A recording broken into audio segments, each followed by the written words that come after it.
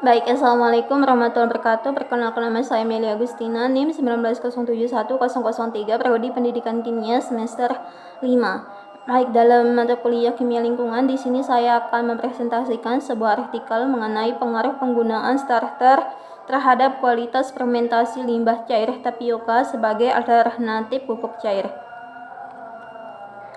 Latar belakang saya mengambil judul ini karena industri tapioka adalah salah satu jenis industri yang menghasilkan limbah cair yang dapat menyebabkan pencemaran apabila tidak dikelola dengan baik karena mengandung senyawa organik yang cukup tinggi. Untuk mengatasi permasalahan tersebut, timbul gagasan untuk memanfaatkan limbah cair tapioka menjadi produk akhir yang bernilai dengan cara mengelolanya sebagai pupuk cair organik yang juga berguna untuk membantu penyelamatan lingkungan. Nah, dalam artikel ini penelitian ini bertujuan untuk mengetahui kandungan C organik, fosfor, nitrogen, rasio, kalium, dan pH pada pupuk cair dari limbah cair tapioka untuk mengetahui mutu pupuk cair yang dihasilkan. Pada penelitian ini terdapat 3 perlakuan, yaitu pengolahan limbah cair tapioka tanpa starter, kontrol, kemudian pengolahan limbah cair tapioka dengan penambahan Trichoderma coningii pupuk A, dan pengolahan limbah cair dengan penambahan E4 pupuk B. Kemudian analisis parameter kualitas pupuk seperti CN, C organik, kemudian N, nitrogen, kemudian fosfor, kemudian kalium, dan pH pada pupuk A dan pupuk B berbeda nyata dibandingkan dengan kontrol. Sementara itu, semua parameter kualitas pada pupuk A lebih tinggi dibandingkan dengan pupuk B. Kandungan nitrogen, fosfor, kalium dari pupuk A sudah memenuhi nilai standar kualitas pupuk. Nah, kemudian di sini ada bahan dan metode. Proses fermentasi pada limbah cair tapioka dilakukan dalam botol plastik dengan volume sebesar 1,5 liter. Sampel limbah cair tapioka ini diperoleh dari bak sedimentasi dan dimasukkan ke dalam 3 botol masing-masing sebanyak 1,3 liter.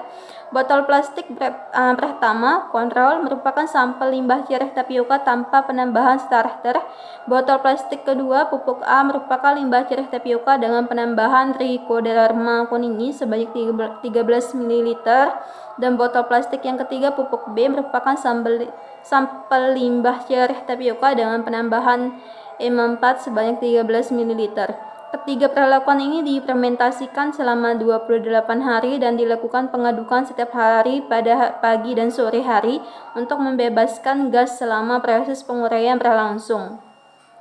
Fermentasi adalah penguraian unsur organik kompleks terutama karbohidrat untuk menghasilkan energi melalui reaksi enzim yang anaerob dan diiringi dengan pembebasan gas. Hal ini bertujuan untuk menekan pertumbuhan patogen agar proses degradasi berjalan dengan baik. Setelah 28 hari dilakukan penyeringan untuk memisahkan antara padatan dan cairan yang dihasilkan dianalisa untuk mengetahui kandungan karbon C organiknya, kemudian nitrogen, fosfor, kalium, dan pH di laboratorium UPT Pengembangan Agribisnis Tanaman Pangan dan Hortikultura Bedali Lawas Dinas Pertanian Provinsi Jawa Timur. Yang C organik, unsur karbon yang berperan penting pada tanaman, yaitu sebagai pembangun bahan organik karena sebagian besar bahan kering tanaman terdiri dari bahan organik. Selain itu, karbon juga diperlukan oleh mikroorganisme sebagai sumber energi.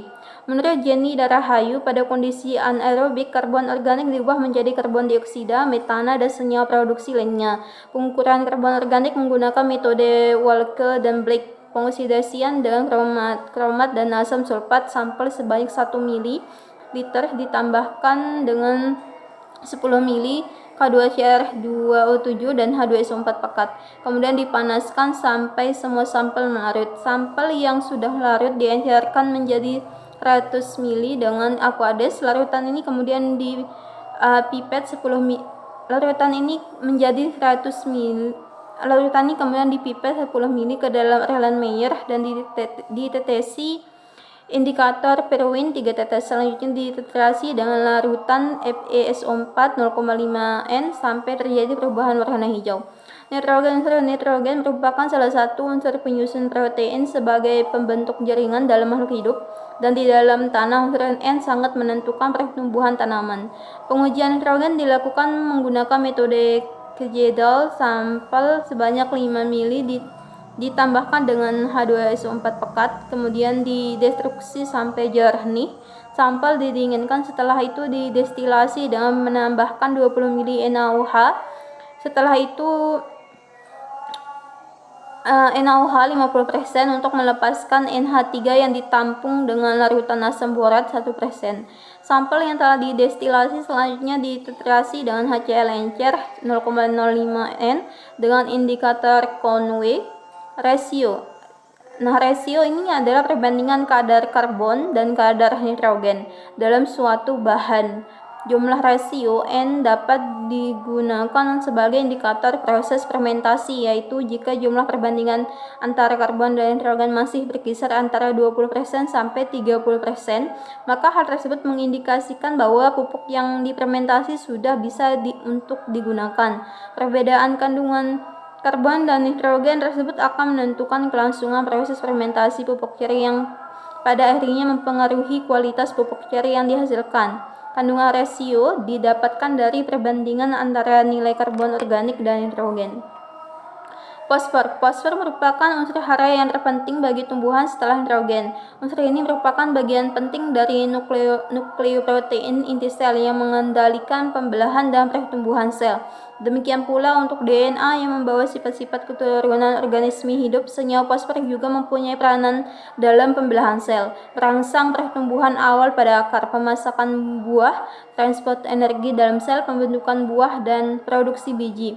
Pengujian fosfor menggunakan metode spektrometer. Sampel sebanyak 1 mili diekstrak dengan 10 mili larutan Bre2 NH4 plus HCl disaring, kemudian ditambahkan dengan larutan amonium molibdat dan asam borat, dan direduksi dengan produksi asam askorbat sampai timbul warna biru.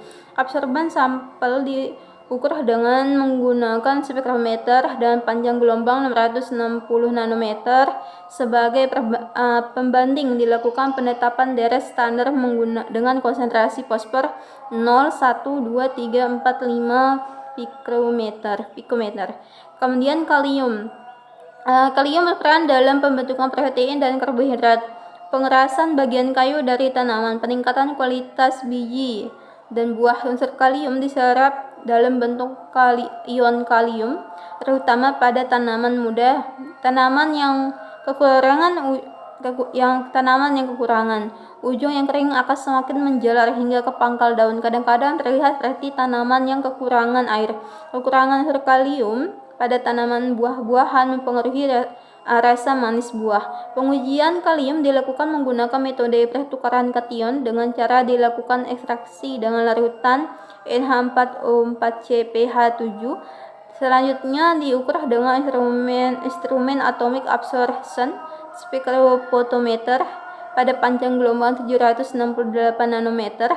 Sebagai pembanding, dilakukan penetapan deret standar dengan konsentrasi fosfor 0, 1, 2, 3 pikometer. Derajat keasaman pH menurut Campbell dan Rich. pH merupakan faktor penting karena berpengaruh terhadap ketersediaan mineral yang dibutuhkan oleh tumbuhan. Salah satu faktor yang mempengaruhi aktivitas mikroorganisme di dalam media penguraian bahan organik adalah pH. pH optimum untuk proses penguraian bahan organik menurut Sutanto antara 5-8.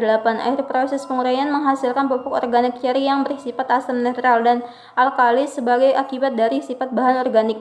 Derajat keasaman pH menurut Campbell dan Rich. pH merupakan faktor penting karena berpengaruh terhadap ketersediaan mineral yang dibutuhkan oleh tumbuhan. Salah satu faktor yang mempengaruhi aktivitas mikroorganisme di dalam media penguraian bahan organik adalah pH. pH optimum untuk proses penguraian bahan organik menurut Sutanto itu antara 5-8. Akhir proses penguraian menghasilkan pupuk organik ceri yang bersifat asam netral dan alkali sebagai akibat dari sifat bahan organik. Pembahasan. Yang pertama, derajat keasaman. Derajat keasaman ini dari ketiga perlakuan kontrol, pupuk A dan pupuk B berkisar antara 4,95 sampai dengan 5,5. dari kandungan tersebut, maka pH yang dihasilkan belum memenuhi standar nasional, memenuhi SNI ya. pH pada ketiga perlakuan tidak menunjukkan perbedaan pada awal dan akhir fermentasi, tetapi perbedaan pH terjadi pada pertengahan waktu fermentasi. Kalian bisa dilihat pada tabel. Kemudian derajat keasaman. Ini masih tentang pH. Kandungan pH pada kontrol pupuk A dan pupuk B tergolong asam menurut Campbell dan Rich. Jika pH terlalu asam, dapat disesuaikan dengan menambahkan kapur, yakni kalsium karbonat atau kalsium hidroksida. Pada hari ke-14 terjadi peningkatan kandungan pH dan kemudian mengalami penurunan pada akhir proses fermentasi. Hal ini sesuai dengan Prahesti dan Dwi Pajayanti bahwa tingginya pH disebabkan oleh aktivitas kelompok bakteri lainnya. Misalkan bakteri metanogen yang mengonversikan asam-asam organik menjadi senyawa yang lebih sederhana seperti metana, amoniak, dan karbon dioksida. Setelah mengalami pH yang tinggi, terjadi proses penurunan pH menuju pada kondisi yang optimal, yaitu pH 7. pH yang dihasilkan dari limbah cireh tapioka berkisar antara 4,95 sampai 5,55. Kemudian yang kedua itu kandungan C karbon organik. Kandungan karbon organik yang dihasilkan dari kontrol pupuk A dan pupuk B berkisar antara 1,10 sampai 3,02%. Berdasarkan nilai tersebut, maka kandungan karbon organik dari limbah cireh tapioka masih di bawah SNI. Kandungan karbon organik dalam pupuk cireh semakin meningkat dengan bertambahnya waktu fermentasi tabel. Waktu fermentasi. Limbah cireh tapioka ditambah dengan EM4 selama proses fermentasi berlangsung, kandungan karbon organik mengalami fluktuasi. Hal ini disebabkan ada bakteri yang mengalami kematian. Bakteri yang mengalami kematian ini tidak mendegradasi senyawa organik, tetapi terukur sebagai organik sehingga kandungan itu. Kemudian yang ketiga itu kandungan nitrogen. Kandungan nitrogen pada pupuk cireh selama fermentasi semakin meningkat sebanyak 1% dari hasil analisa kualitas pupuk cireh memiliki kandungan nitrogen berkisar antara 0,60% sampai 0,81%. Berdasarkan kandungan tersebut, maka kandungan nitrogen yang dihasilkan sudah memenuhi SNI. Kemudian yang keempat, rasio. Rasio selama proses fermentasi berlangsung, rasio pada pupuk cireh semakin meningkat. Hal ini dikarenakan kandungan rasio didapatkan dari perbandingan antara kandungan karbon organik dan nitrogen, sehingga jika terjadi peningkatan kandungan karbon organik dan nitrogen, maka kandungan karbon dan nitrogen juga akan semakin meningkat. Rasio pada pupuk cireh berkisar antara 1,71 sampai 3,73. Berdasarkan kandungan tersebut, maka kandungan karbon atau nitrogen dari limbah cireh tapioka ini masih di bawah SNI. Hal ini dikarenakan hasil fermentasi dari limbah cireh tapioka ini memiliki kandungan karbon organik yang tergolong rendah, sehingga menghasilkan kandungan karbon nitrogen yang rendah pula. Kandungan karbon organik rendah disebabkan proses fermentasi dari limbah cireh tapioka ini tidak diberikan penambahan sumber karbon, sehingga pertumbuhan mikroorganisme menjadi terhambat karena tidak memiliki sumber energi yang cukup. Salah satu sumber karbon bisa diperoleh dari dedak. Menurut Irberg, dedak merupakan hasil dari penggilingan padi yang mempunyai sumber karbon dan nitrogen yang lebih kompleks dibandingkan media lain. Karbohidrat yang sudah mudah tersedia seperti halnya dedak padi merupakan sumber energi yang dapat memfasilitasi aktivitas mikroorganisme dalam melakukan fermentasi. Yang kelima, kandungan fosfor. Kandungan fosfor peningkatan kandungan fosfor sebanyak 8%. Hal ini dikarenakan tingginya kandungan fosfor juga dipengaruhi oleh tingginya kandungan nitrogen. Semakin tinggi nitrogen yang dikandung, maka multiplikasi mikroorganisme yang merombak fosfor akan meningkat, sehingga kandungan fosfor akan meningkat pula.